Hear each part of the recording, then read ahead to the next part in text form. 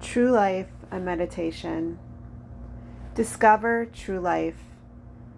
The secret to life is in letting go. I always believed it was in holding on and being safe. I have discovered I was wrong. You see, something bad happened to me when I was a little girl. There is a day that changed my life forever. A day of darkness and abandonment. A day that destroyed the little bit of security and safety I did feel. When I was 9 years old, my mom lost her mind. Now, I'm not quite certain if she actually lost her mind, but I just don't know how else to describe it. Madness from a woman who lost all control. I was 9 and my sister was 7. In anger, my mom marched us out to the car.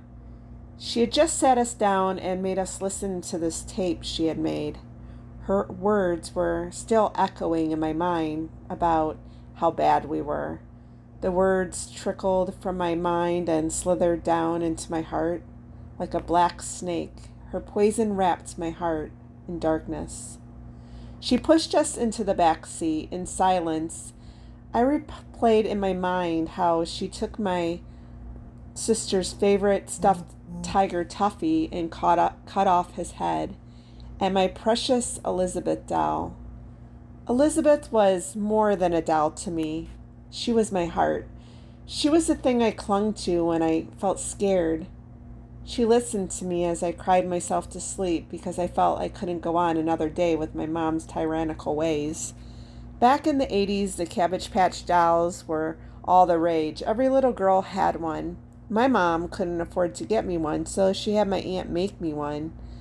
I knew she wasn't a real Cabbage Patch Kid, but I didn't care. She was real to me, and I loved her with all of my heart. When she cut off her head, she cut up my heart. Days later, in deep regret, she would sew their heads back on, but how can you sew up a broken heart? You can't. She stopped the car and, yelling at us, threatened to leave us out in the country all alone. It was by far the most frightening day of my young life. She pulled my sister out, but I held on so tight she couldn't pry me out of the car. The story I told myself was that she couldn't get me out, but for all I know, she may have come to her senses. All I do know is that I never felt safe again, and all my life I have had a fear of abandonment that hasn't let go of me. My mom was never a safe person for me. Honestly, because of this experience, I never felt safe around people. As I grew older, I developed my own coping mechanisms like hiding within myself and running away.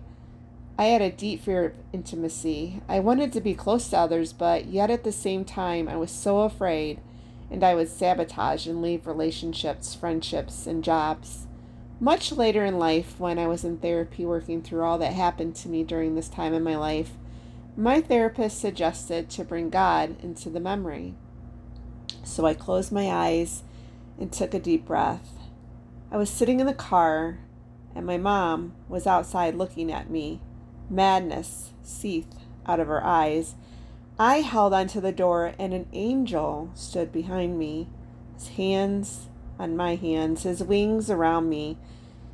I was safe in his healing light, and it was the angel that held on tight, keeping me safe. After that day, I began to realize God was with me from the very beginning. He was with me that day and has always been. It wasn't until recently that I realized that I was still holding on to my life like I was holding on to that car door, closing myself in and keeping myself safe. I had to let go of the door handle and open the door if I wanted to discover what true life was all about. I had to be willing to step out and bring my authentic self to those God placed on my path. Whether they were safe or not, I needed to learn that that just I had to learn that God is my safe place and to surrender all my self-protecting ways to him. He is here with me now, just like he was that day I held on to the car door handle. What are the ways in your life that you turn to security? How do you keep yourself safe? Let go of your life and surrender it to Jesus today and discover the path of true life today.